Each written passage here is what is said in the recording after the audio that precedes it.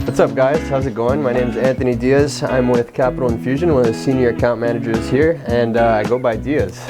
A unique or memorable equipment finance deal that I was part of would probably be the first one I ever funded. Very unique because it was a product I didn't know how to sell. Basically, $280,000, big time deal as well. And I would say it was unique because it wasn't just normal equipment. It wasn't a machine, a truck, a trailer. This guy was looking for a machine to build printed circuit boards. With this specific deal, the merchant was looking to pretty much print circuit boards for cell phone manufacturing in India. So I thought that was pretty neat.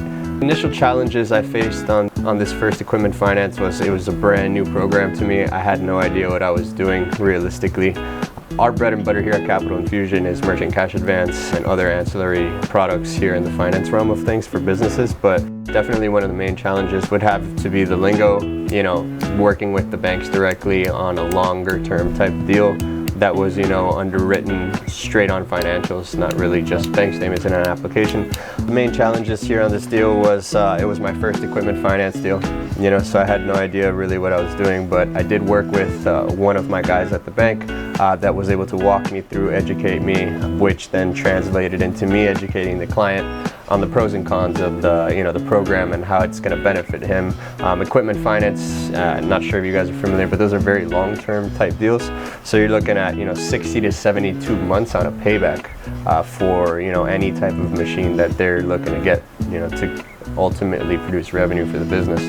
I mean, definitely one of the challenges that I had to overcome was the client needed the machine a lot faster than we could fund it.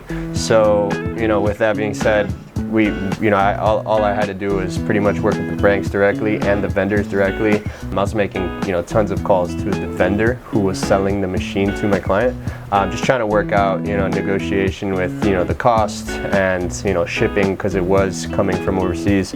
So we did, ultimately handled everything with the vendor and the bank. I was definitely happy and relieved, only because, he did need the machine a lot faster than we were able to provide the funding. We made it happen anyways, and all parties involved were very happy. That being said, the deal was a successful deal.